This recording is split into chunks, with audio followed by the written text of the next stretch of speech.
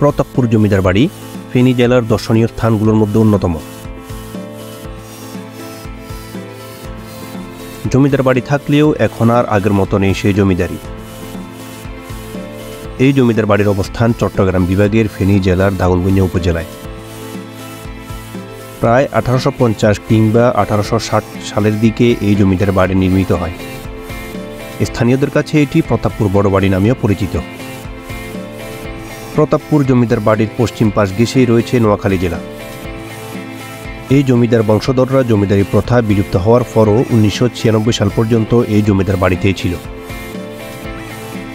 জমিদার বাড়ির বংশধররা কিছু এখনও বসবাস করছে ঢাকা, চট্টগ্রাম, ভারতের কলকাতা ও ত্রিপুরা রাজ্যে। প্রতি বছরই এই জমিদারের বংশধররা এই জমিদার বাড়িতে এসে 3 দিনব্যাপী ভোজন, কীর্তন ও মেলার আয়োজন করে থাকে।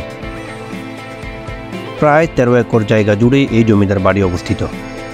বাড়িটিতে প্রায় 13টি পুকুর ও 10টি ভবন রয়েছে। জমিদার বাড়িটির চারপাশে রয়েছে বিভিন্ন ধরনের ফল গাছ, যদিও আগের তুলনায় এখন অনেকটাই কমে গেছে। বাড়িটি সরকারি কিংবা বেসরকারি তত্ত্বাবধানে না থাকায় জরাজীর্ণ হয়ে পড়েছে। লতাপাতায় ঢেকে গেছে চারপাশ, ধসে পড়েছে ভবনের অনেকাংশ।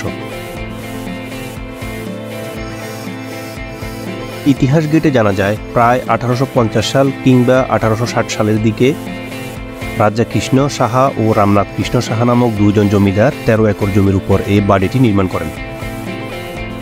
বাড়িটির দেয়ালে রয়েছে খোদাই করা নকশা, ভবনের ছাদগুলো দাঁড়িয়ে রয়েছে রেলওয়ে পাতের উপর। বিখ্যাত এই ঐতিহ্যবাহী জমিদার বাড়ির বংশধররা অন্যত্র চলে গেলেও বাড়ির মালিকানা এখনও তাদের কাছে।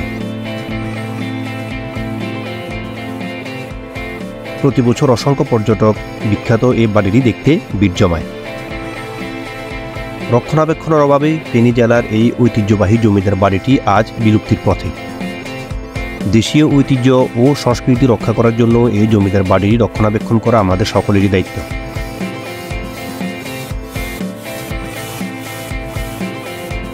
কিভাবে আসবেন এই জমিদার বাড়িতে? ফেনী থেকে নোয়াখালী রুটে চলাচলকারী বাস কিংবা সিএনজি যোগে দাগনভূঞা কিংবা সেবারহাট যাবেন।